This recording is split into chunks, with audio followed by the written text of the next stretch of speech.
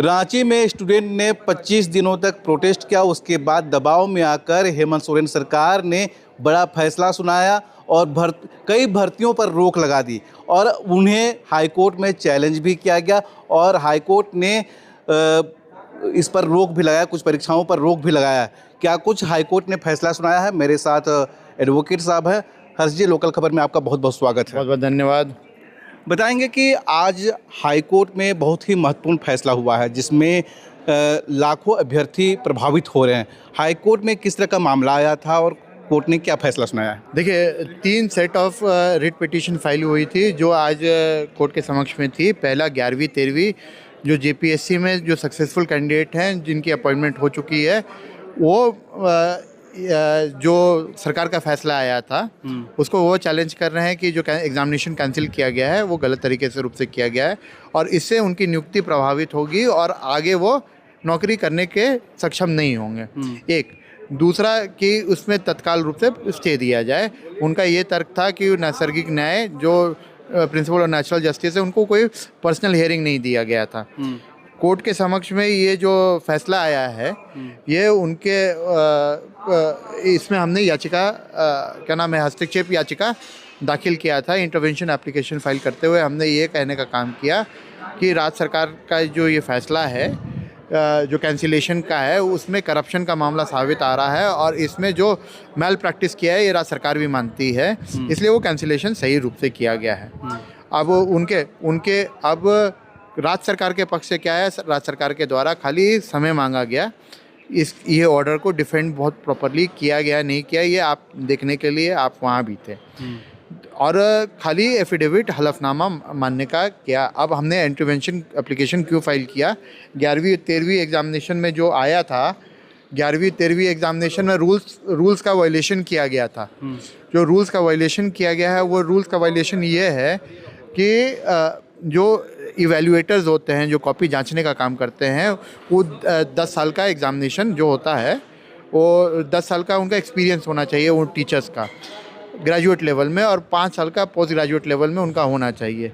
हलफनामा में दूसरा जो एलपीए चल रहा है उसमें जेपीएससी ने माना है कि उसका उन्होंने उल्लंघन किया है और साथ साथ बीच प्रोसेस में एक टीडीपीएल जैसी एजेंसी को उन्होंने ओएमआर स्कैन करने कॉपी जांचने के लिए OMR scan on screening system उनको दिया गया था, ऑन स्क्रीनिंग सिस्टम दिया गया था। तो ये सारे विषय को भी हमने कोर्ट के समक्ष में लाने का काम किया हलफनामे का, क्योंकि ये इंटरिम प्रोटेक्शन दिया गया है कि नौकरी अभी बची रहे उनकी।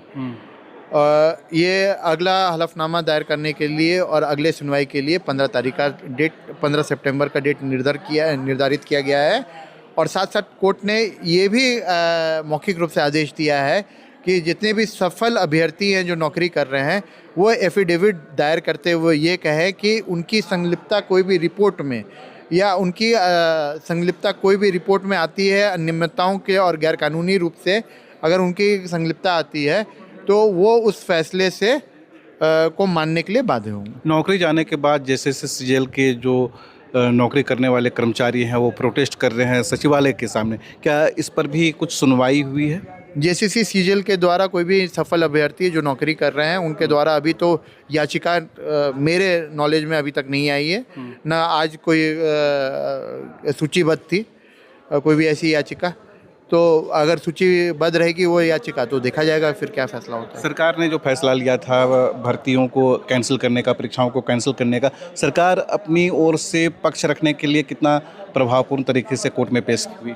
देखिए, यहाँ अगर बोला जाए ऑफ द रिकॉर्ड भी बोला जाए, अगर लीगल एस्पेक्ट को नहीं देखा जाए तो यहाँ कपिल सिब्बल भी राज्य सरकार ने इंगेज किया है। बड़े बड़े एडवोकेट जो हैं उन्होंने उनको इंगेज किया है, करोड़ों में फीस भी दी है। तो अगर ये 22 सरकार ये मानती है कि करप्शन हुआ है तो और मजबूती से उनको अपने पक्ष को रखने का काम राज्य सरकार कर सकती है। आगे किस तरह के जो सुनवाई होंगे उसमें क्या कुछ मामला आ सकता है? सरकार की तरफ से क्या कुछ पक्ष रखा जा सकता है? देखिए, एक चीज़ क्या है कि सुप्रीम कोर्ट का ये हमेशा से मानना रहा है कि जो सेग्रीगेशन होना चाहिए टेंटेड और अनटेंटेड में, अगर वो जब पॉसिबल नहीं होता है, मतलब गलत कौन है और सही कौन है उसमें अगर भेदीकरण नहीं हो सकता है तो सरकार पूरे एग्जामिनेशन को कैंसिल करने का अधिकार है। अब एग्ज़ाम जो कैंसिल किया गया है तो उसका फैसला आने के लिए कुछ कुछ बिंदुएं होंगी, उसका रिपोर्ट बना होगा, इसको इंक्वायरी होगी, उसके बाद वो फैसला लिए होगी।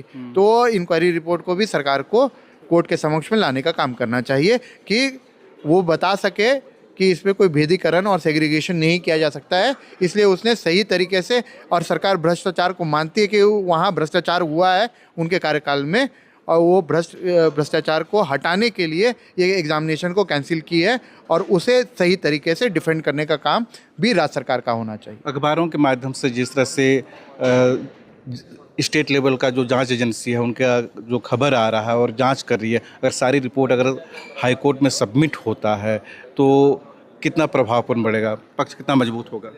बहुत मजबूत होगा। मैं तो ये मानता हूँ कि सीबीआई इंक्वायरी भी होनी चाहिए और मजबूत हो जाएगा पक्ष, कि दूध का दूध पानी का पानी हो जाएगा। लेकिन अगर आप सक्षम रूप से न्यायालय में पक्ष नहीं रखते हैं और सही हलफनामा नहीं दायर करते हैं तो सरकार का पक्ष भी मजबूत नहीं रहेगा, और जो सच है उस सच कोर्ट के समक्ष में भी नहीं आएगा, क्योंकि जो साक्ष्य के आधार पे ही न्यायालय फैसला देता है। चलिए, बहुत बहुत धन्यवाद। अभी तक अखबारों के माध्यम से, मीडिया के माध्यम से पता चल रहा है कि जो राज्य सरकार की एजेंसियां हैं उनके रिपोर्ट के आधार पर कहा जा रहा है कि परीक्षाओं में गड़बड़ियां हुई हैं, भारी पैमाने पे हुई है। अब बात है कि राज्य सरकार की तरफ से कोर्ट के सुनवाई के दौरान इन तमाम साक्ष्यों को कितनी मजबूती के साथ रखा जाता है। हर अपडेट आप तक पहुंचाएंगे। जुड़े रहिए लोकल खबर के साथ।